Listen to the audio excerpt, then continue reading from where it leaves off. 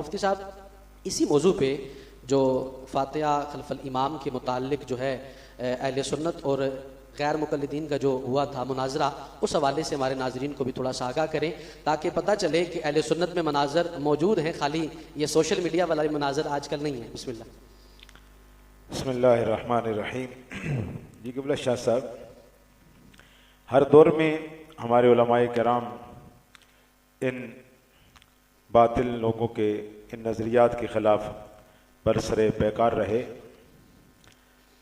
ख़ुद इमाम आज़म अबू हनीफ़ा रहमतुल्लाह ताला अलैह के पास भी जब ये 60-70 लोग इकट्ठे होकर आए थे फातिहा खल्फुल इमाम के सिलसिले में, तो आपने कि हम मुनाजरा करना चाहते हैं जी, तो आपने फरमाया कि आप अपने में से एक रहनुमा बना लो। ठीक हो गया। अब 70 बंदों के साथ तो मैं मुनाजरा नहीं कर सकता। ठीक हो गया। तो उन्होंने अपने एक आदमी को मुंतखब किया कि ये हमारा मुनाजिर है। ठीक हो गया। इसकी जीत हमारी जीत है, इसकी हार हमारी हार है। ठीक हो गया। तो इमाम साहब रहमतुल्लाह ने फरमाया कि बस मुनाजरा खत्म होकर मैं जीत गया जी।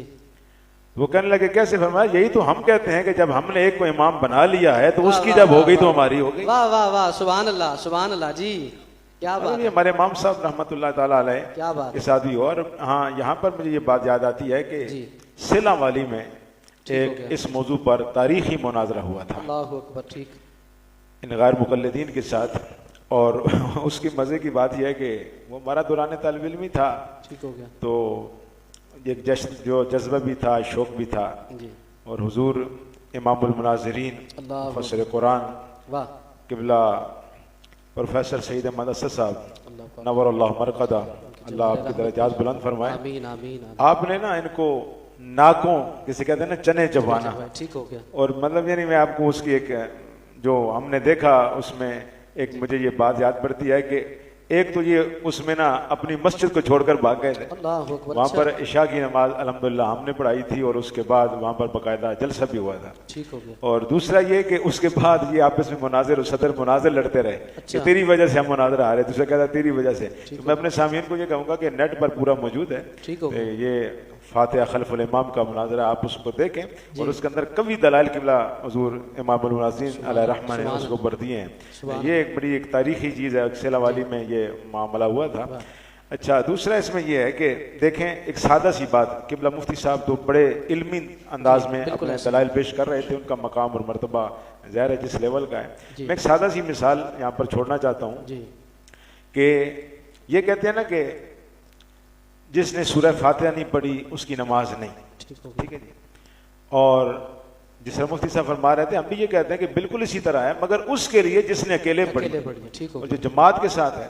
और यहाँ पर मैं एक छोटी सी आपको मिसाल देता हूँ। जिस तरह मुफ्ती साहब फरमा रहे थे वइज़ा क़ुरिअल क़ुरआन फस्तमिऊ लहू वअनसितू लअल्लकुम तुरहमून, यहाँ पर तो फस्तमिऊ के बाद वअनसित का माना तो साहब मिशकात ने ये किया है कि वो खामोश तो खामोश ही रहना है, उसके होंठ भी ना हिलें, यहाँ तक मतलब यानी कि वो जिक्र है। और अगली बात यह है कि देखें इसमें सादा सी मिसाल हमारे सादा लोगों के लिए ये है कि जब बंदा आता है उनसे इतनी बात पूछें कि लफ्ज़ थोड़ा भारी है लेकिन उसको सादा अंदाज में करता हूँ कि मुद्रे के रुकू मुद्रे के रकत है या नहीं। ठीक हो गया। यानी मिसाल ये है कि बंदा आया और इमाम साहब रुकू में है। ठीक हो गया। ठीक है जी, ये बिल्कुल सादा सी मिसाल है।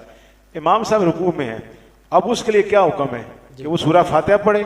नहीं, हुक्म यह कि वो आए नमाज अपनी तकबीर तहरीमा उसने कही, अल्लाह अकबर कहकर रुकू में चला जाए। अब उसने अगर रुकू में इमाम को पा लिया तो क्या उसकी ये रकत हो जाएगी या नहीं होगी? जी, ठीक हो गया। तो इस पर हम भी कहते हैं कि उसकी रकत हो गई, वो भी कहते हैं कि रकत हो गई। हाँ, ठीक हो गया। अब मुझे बताएं कि यहाँ तो उसने सूरह फातिहा पढ़ी नहीं, तो जिसने सूरह फातिहा पढ़ी नहीं उसकी नमाज कैसी हुई? ठीक हो गया। हाँ, तो पता ये चला कि जब इमाम के ने अदा की हुई है, मुक्तदी आया, उसकी फातिहा इसी की फातिहा है, तो ये मसला अकेले के लिए है, बाजमात के लिए नहीं है। जी, वाह वाह। तो ये मतलब एक सादा सी मिसाल देकर मैंने आपको समझा दी। अल्लाह करे मिसाल दिया, बड़ी जोर की चोट भी दी है। अल्लाह सलामत रखे। अल्लाह मतलब अल्लाह करीम करम फरमाए। और हमारे लोग जो फिसर रहे हैं, जिस मुफ्ती साहब फरमा रहे थे, आप फरमा रहे थे कि शाह जी, जरूरत इस समझ की है कि हमारे नौजवान मतलब सोशल मीडिया पर और बिल्कुल पता नहीं ऐसे ही। 300 फलां पर लगने की बजाय उनको चाहिए कि अपने उलमा के कदमों में बैठे, हाँ, वाह। उलमा के साथ अपना रब्त पैदा करें जी। और अल्हम्दुलिल्लाह अहले सुन्नत व जमा के अकीदे और इसके मसाइल जो दलाइल हैं,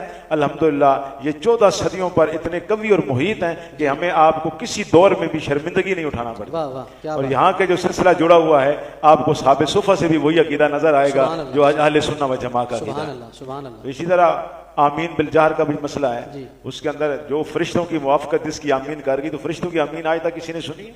तो हदीस पाक हुई है कि जिसकी कर गई, तो अल्हम्दुलिल्लाह इसके अंदर भी खफी का जो जिक्र है, अल्लाह करीम हमें इन मसाइल को समझने की आमीन, तौफीक आमीन, नसीब फरमाए। और माशाल्लाह आप जो रोज़ाना एक ये सिलसिला अच्छे अंदाज के साथ कर रहे हैं, उम्मीद है कि इंशाल्लाह इससे नौजवानों के अंदर और हमारे सुन्नियों के अंदर अवेयरनेस जरूर आएगी। अल्लाह करीम आप सारे दोस्तों की इन काविशों को अपनी बारगाह में आमीन। दर्जा शर्फ कबूलियत अता फरमाए। आमीन आमीन। बहुत